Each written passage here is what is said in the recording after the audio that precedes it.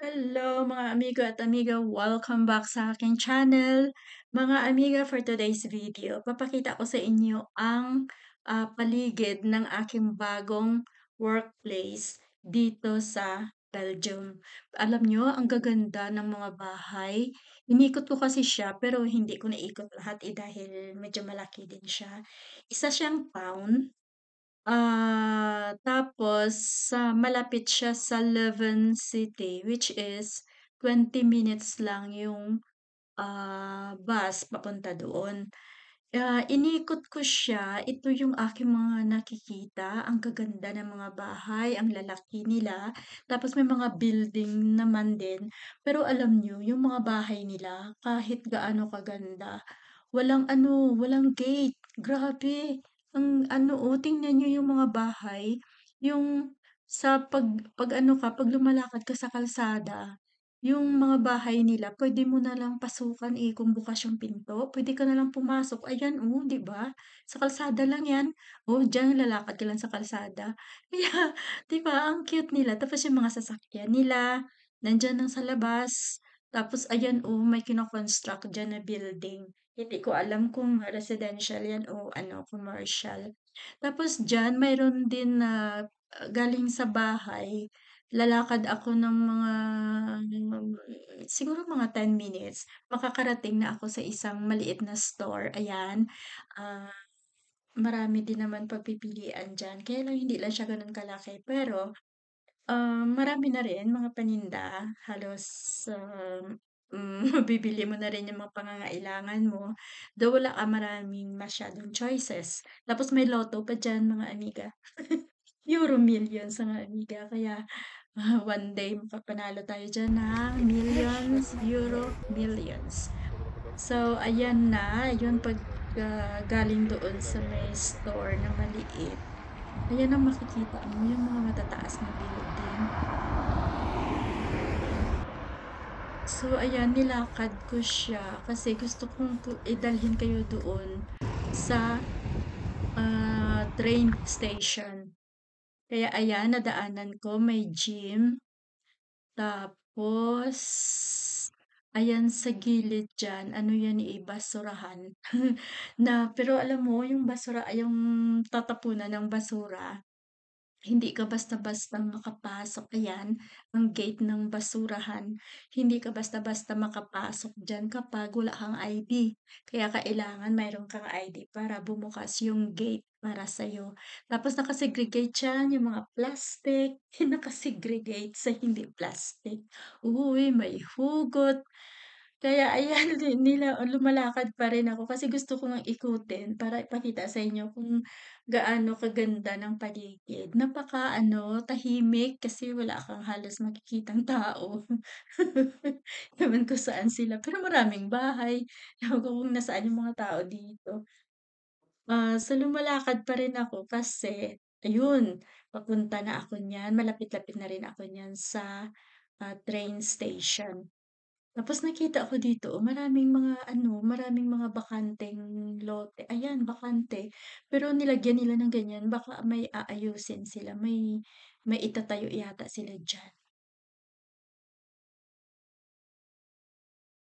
Tapos ayan pa, ayan yung building na yan mga amiga, oh. Yan ang bagong patayong building na yun. Yun yung kanilang town hall. Nung last week lang pumunta ako diyan kasi nagpa-register ako para magiging resident ako dito sa Belgium. Yehey! Ayan, pumasok kami diyan sa loob. Alam niyo ano, parang bagong ano siya, bagong gawa. Ang linis, ang laki ng kanilang town hall. Ayan yung kanilang, ang ganda, di ba? Ang ganda ng parang ano, logo o anong tawag diyan. So, ganyan kahaba ng building ng kanilang town hall. Tapos, ang sa harapan niyan, mayroong bus stop. Tapos, ayan, yan yung Herent train station. Diyan ako sumasakay pag pumunta ako ng airport, nag-train lang ako. Kasi ano lang siya mga 30 to 45 minutes lang. ayan yung Herald Station. So, 'di ba wala ring tao. Ayan may ticket, puwede ka rin naman kumuha diyan ng ticket kaya lang hindi ako marunong. Yun may ano din siya, may elevator. Tapos paglabas, ayun na naman, inikot ko na naman dahil nagagandahan talaga ako sa mga building nila kasi parang ka-unique ang kanilang building. Tapos ang gusto ko talaga dahil yun bang puwede mo ng anuhin yung mga bahay, yung bang puwede ka ng pumasok sa bintana o di kaya buksan mo yung bintana tapos sabihin mo, "Hi, puwede ba akong pumasok?" Oo, kasi ayan, oh, tingnan mo 'yan, nasa gilid lang. Parang wala bang privacy 'no? Pero bakit ganyan sila? Kasi walang masasamang tao o baka hindi lang kayang pasukin. Ayan, oh, yung mga sasakyan minsan nasa labas lang. Tapos yung mga kalsada napansin ko rin na halimbawa ganyan, oh, 'di ba inaayos 'yan. Alam mo ano lang, 1 week lang tapos na. Minsan nga ngayon halimbawa itong weekend, dadaan ako diyan, inaayos nila. Tapos sa susunod na week, pagbalik ko, ano na, ayos na yung kalsada, ang bilis lang. Hindi tumatagal ng ilang ano. Ayun oh, 'di ba? Ano yung bahay nila, oh, ganyan lang. Ano kaya yung lugar na diyan, oh, ayan ano din siya, gym. Parang mas maraming gym kaysa sa store.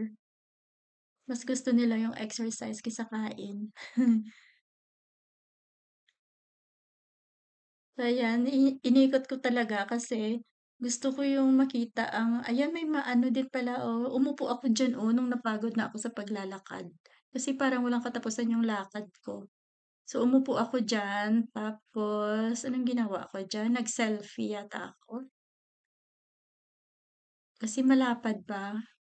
Tapos hindi ko alam kung park, pero parang daanan lang, eh. Kasi ayan, nag-selfie ako diyan habang nagpapahinga. Kasi napagod din ako sa paglalakad. Oh, 'di ba ang ganda ng bahay, oh. Ayan, oh.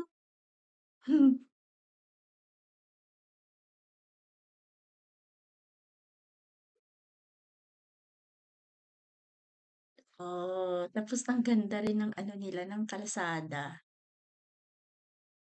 Diyan dahil sa part na 'yan, oh, parang malaking space. Hindi ko alam bakit kaya hindi ko alam kung ano yung pero parang wala siyang tanim, eh, bakante siya. Tapos ayun, may nagjo-jogging.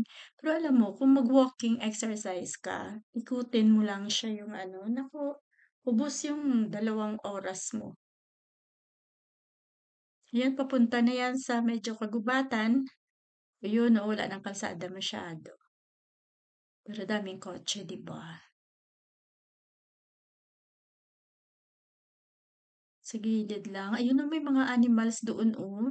Open siya tapos 'yan hindi ko nga 'yan maintindihan kung anong nakarolyo 'yan kung para saan 'yan, basta nandiyan na 'yan sa gilid. Kasi maraming street, eh, at saka yung street nila walang pangalan. Kaya tuloy hindi ko malaman kung ano yung kung saang street na ako. Ayan maraming oh, tingnan niyo, oh, maraming ano, maraming bakanteng space. Makabili na kaya ng 1 hektarya dito. Oh, 'di ba, oh? Ang lapad. Ang lapad ng ng bakanteng lote.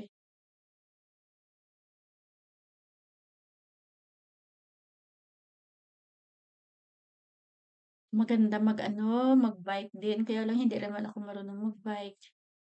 Sinasabihan nga ako ng employer ko, eh, sabi niya kung gusto mong gamitin yung bicycle, gamitin mo lang diyan. Sabi ko, eh, hindi ako puwede sa mataas kasi na bicycle. Dapat sa akin yung mababa lang, yung pang-kids ba. Pang-kids kasi hindi ako marunong. Hmm, o ayan ang haba na ng lakad ko diyan, napapagod na ako diyan. Pero gusto ko kasi makita talaga dahil ang cute nga talaga ng ano, ng mga bahay nila. Tsaka wala akong nakitang mga taong nagtatambay sa harapan ng mga bahay nila. Bakit kaya 'no? Wala man ng nagha-happy-happy sa harapan ng bahay o nagkukuwentuhan, wala. O 'di ba? Parang nakita ko na yung bahay kanina, naulit yata yung video ko.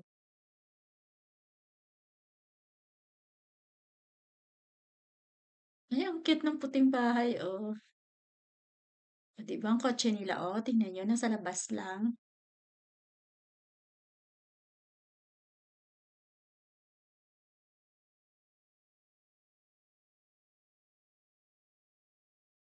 Ay, ang cute.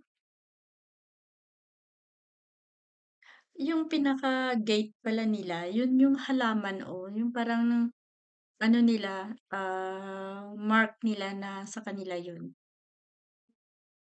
'di ba? Yun lang gano'n. Pero yung sabihin mo yung gate talaga na na bakal, tapos mataas, yung gano'n, wala silang ganyan.